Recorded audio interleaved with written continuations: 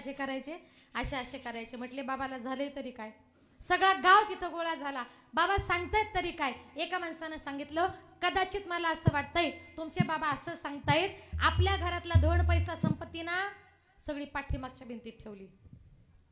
आता पैसा कुणाला नकोय, मागच्या भिंतीमध्ये पैसा ठेवला म्हटल्याबरोबर घरातल्या लोकांनी अर्जंट जेसीबी बोलवला. घराची सगळी भिंत पाडली, 1 रुपया सापडला नाही. बाबा हाताच्या संकेतानं असे करायचे, असे करायचे. म्हटले दुसऱ्या भिंतीत असेल, तिसऱ्या भिंतीत असेल.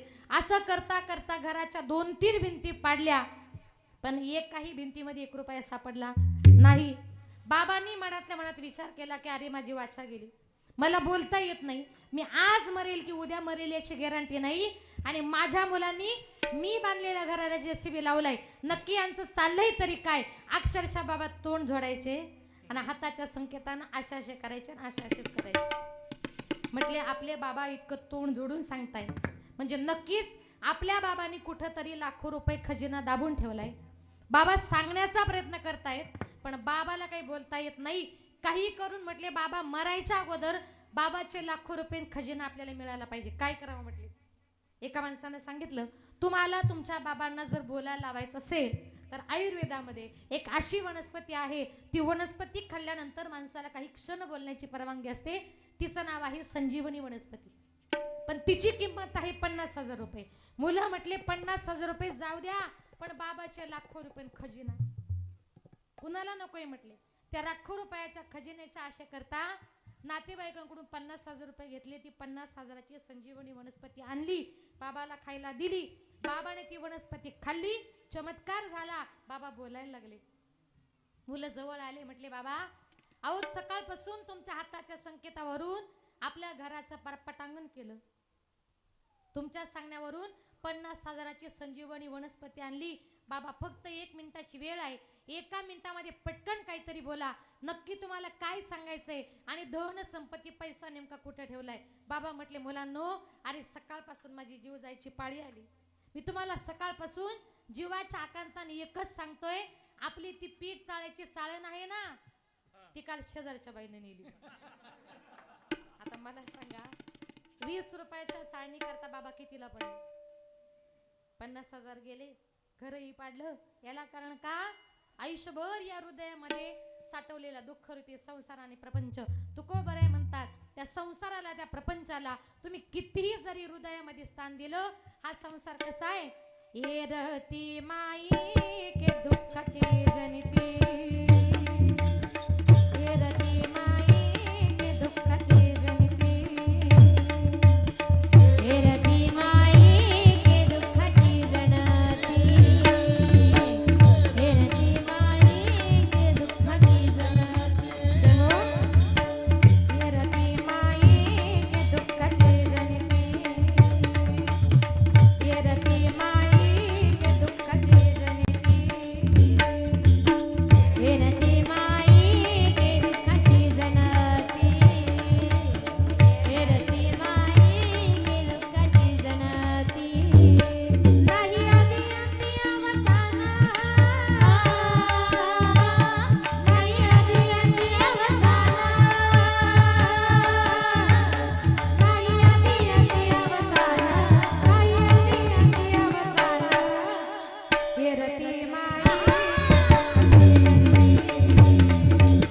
येरती माई के दुःखाची जनती. नाही आधी अंती अवसान, नाही आधी अंती अवसान, नाही आधी अंती अवसान, नाही आधी अंती अवसान, येरती माई के दुःखाची जनती, येरती माई के दुःखाची जनती, येरती माई के दुःखाची जनती, दुःखाची जनती, दुःखाची जनती.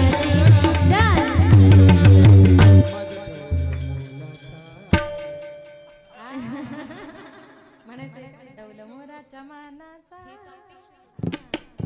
फार सुंदर. हा, येरती माई के दुःखाची जनिती, नाही आधी अंती अवसान. म्हणून तुकोबरे म्हणतात, हृदयामध्ये आम्ही संसार प्रपंच ठेवला नाही, जी ही हरी आठविला जीवे हृदय धरिला. हृदयामध्ये आम्ही तो हरी आठवला.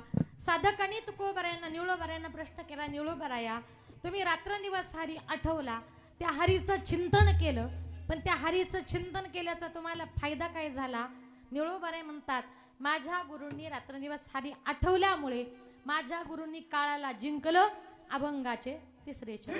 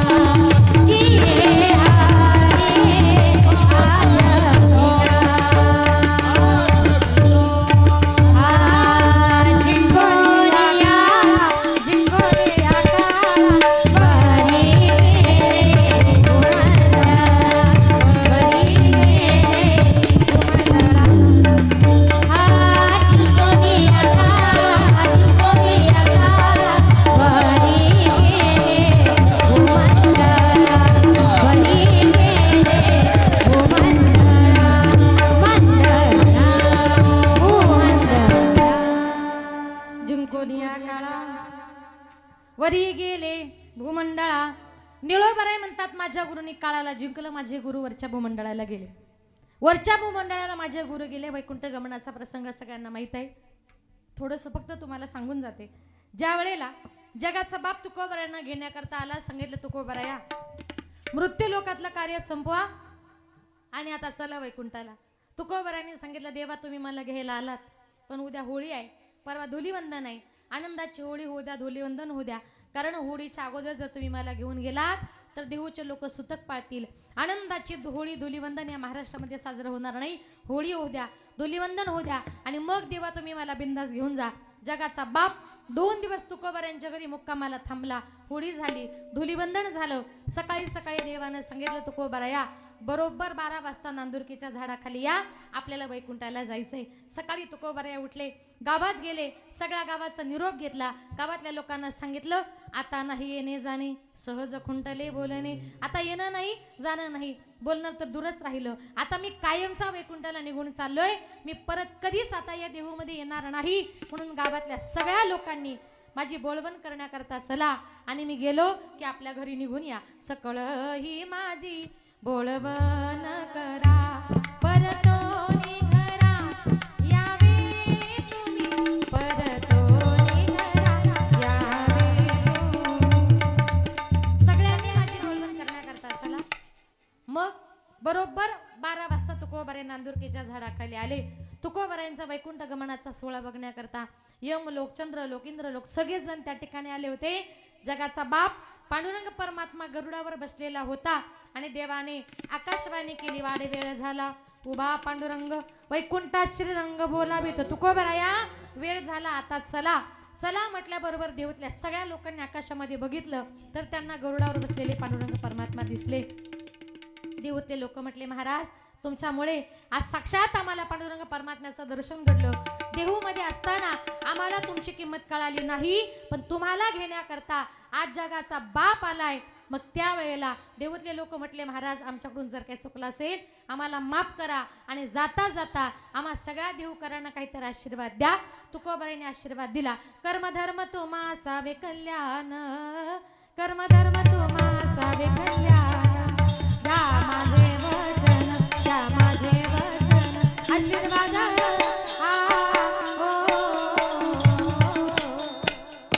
तुमचं कर्म धर्म सगळं काही कल्याणकारी असो असा त्यांना आशीर्वाद दिला.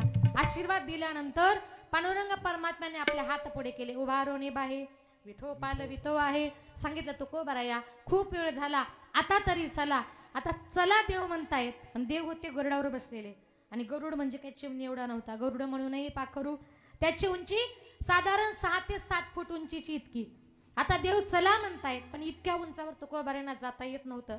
इंद्रलोक, ब्रह्मलोक, चंद्रलोक सगळे एकमेकांच्या तोंडाकडे बघू लागले. देव चला म्हणतायत, इतक्या उंचीवर तुकोबारायांना जाता येत नाही, करायचं तरी काय. तिथे मृत्यू लोकाचा स्वामी यमराज तिथे आला होता. यमराजाने विचार केला, मृत्यू लोकातली एकही शिकार, एकही मनुष्य आपला देह घेऊन अजूनपर्यंत स्वर्गामध्ये गेला नाही, पण तुकोबाराया मात्र आपला देह घेऊन वैकुंठाला चालले. यांनी माझ्यावर विजय मिळवला. तो यमराजा त्या गरुडाच्या पुढे ओरमा म्हणजे आडवा झाला आणि त्या यमाच्या माथ्यावर माझ्या जगद्गुरु तुकोबारायांनी पाय दिला आणि जगाला संकेत केला, जगा काळ खाय आम्ही माथा दिला पाय. यमाच्या माथ्यावर पाय देऊन माझे जगद्गुरु तुकोबाराया वरच्या भूमंडळाला गेले.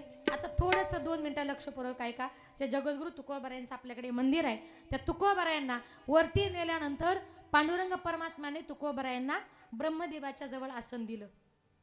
पण हे आसन रामेश्वर भट्टाला मान्य नाही. रामेश्वर भट्ट म्हणजे कोण? एक काळचे तुकोबारायांचे कट्टर वैरी.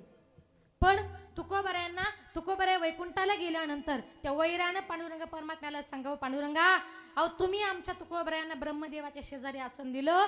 अहो माझे तुकोबाराया ब्रह्मदेवापेक्षाही मोठे आहेत. आणि वैरानं तुकोबारायांचं कौतुक करावं ते आरतीमध्ये.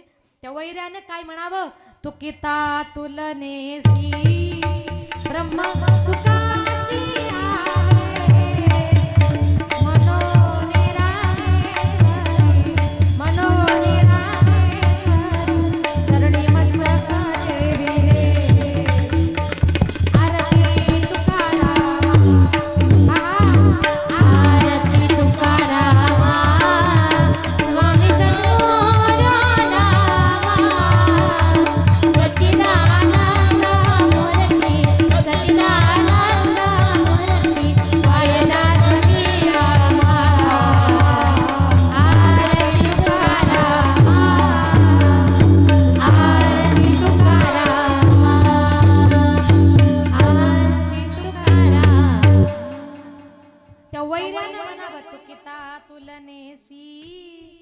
ब्रह्म तुकासी आले. माझे तुकोबाराय हे ब्रह्मदेवापेक्षाही मोठे आहेत म्हटले. मग तिथून तुकोबारायांना हलवलं आणि ब्रह्मदेवापेक्षाही वरच्या लोकांमध्ये माझ्या तुकोबारायांना पांडुरंग परमात्म्याने जागा दिली. आणि ब्रह्मदेवापेक्षाही वरच्या लोकांमध्ये माझ्या तुकोबाराने त्या देवाच्या नावाचा झेंडा लावला. निळा म्हणे ब्रह्मीशान वरी लाविले निशान विठोबा रखुमाई. विठोबा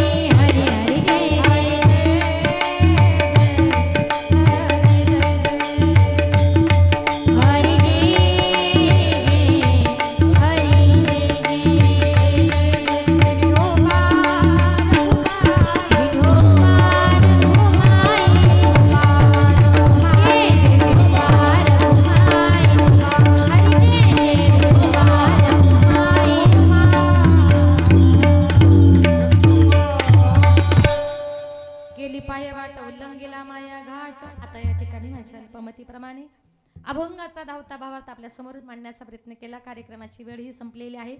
जास्त वेळ घेणार नाही. शेवटचे 10 मिनिटं आपल्याकडे बाकी आहे.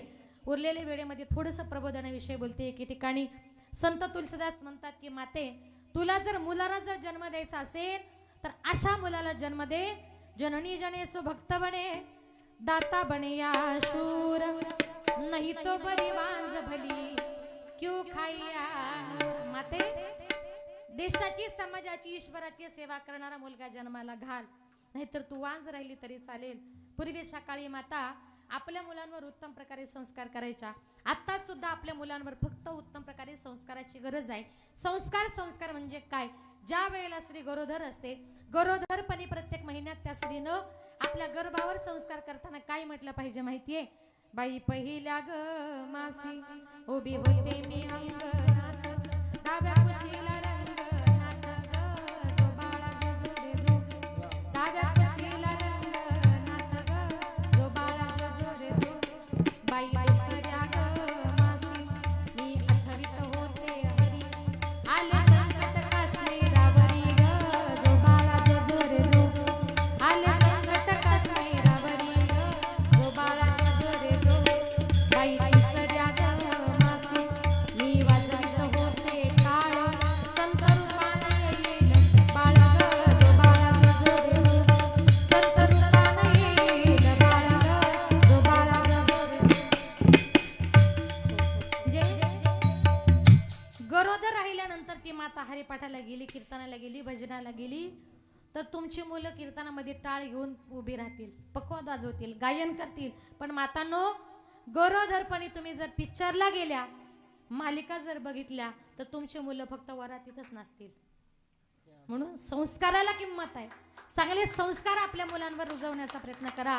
बघा, आज या ठिकाणी आपल्या गावाचा हा सप्ताह, ही सगळी टाळकरी मंडळी या ठिकाणी उभी आहे. अपेक्षा आहे गावातली 9-10 मुलं तरी टाळकरी झाली पाहिजे. या वर्षी नाही, पण पुढच्या वर्षी तरी उभी करा. कारण का? सप्ताह गावातली टाळकरी ही आपल्या गावची काय असते? शान असते. आपली मुलं इथं उभी राहिली पाहिजे. वर्षभर त्यांना हरिपाठाला पाठवा, कीर्तनाला पाठवा, भजनाला पाठवा. आता इथून पुढे फक्त आपल्या मुलांवर चांगल्या संस्कारांची गरज आहे. पूर्वीच्या काळी माता गरोदरपणी रात्रंदिवस देवाचं चिंतन करायच्या. काय म्हणायच्या त्या माता? एकदा मी पुढे बोलते, इथं बसलेल्या सगळ्या माझ्या मातांनी पाठीमागं म्हणायचंय. अशा जरा व्यवस्थित बसा, असं छान टाळी वाजून माझ्या पाठीमागे म्हणा. 2 मिनिटं टाळ पखवात काही वाजवू नका. बसल्या ना? जेवल्या ना सगळ्याजणी? मग आवाज मोठा काढा बरं. सुंदर माझे जाते ग फिरते बहुते ग, वा वा. ओव्या गाऊ कौतुके तू ये रे बा विठ्ठला. टाळी, एक टाळी. सासू आणि सासरा दिर तो तिसरा,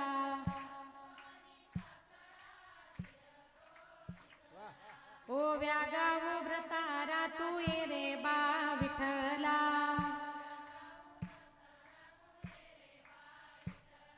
प्रपंच दळण दळीले पिठम्या भरिले,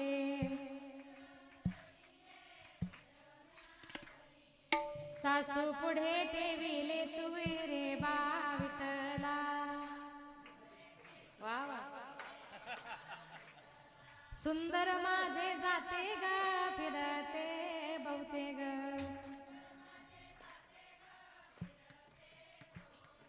ओव्या गाऊ कौतुके तू ये रे बा विठ्ठला.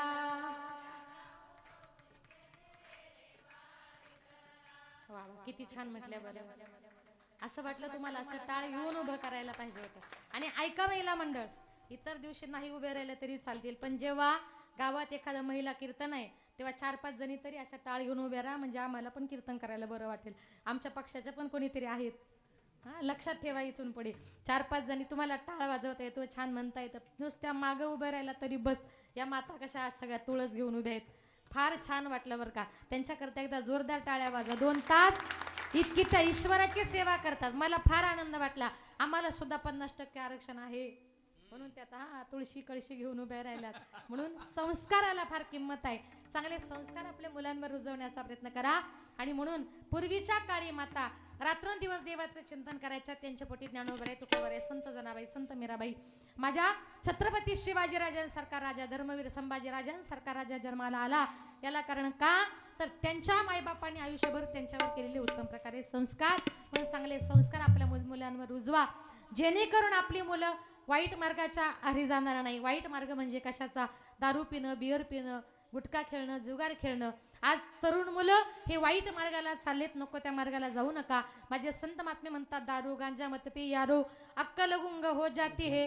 दारू पिऊ नका, बिअर पिऊ नका, वाईट मार्गाला जाऊ नका. एक दिवस एक दारुडा घरी दारू पिऊन आला आणि बायकोला म्हटला, अगं जर मी या देशाचा पंतप्रधान झालो असतो ना, 2 दिवसात या देशाचा कायापालट केला असता. बायको म्हटली, अहो तुम्ही देशाला बदलाली ही गोष्ट खरी आहे, पहिली पायातली चप्पल बदला आणि मग देशाला बदला. तो म्हटला का? ती म्हटली, सकाळपासून एक तुमची एक माझीच घालून फिरताय.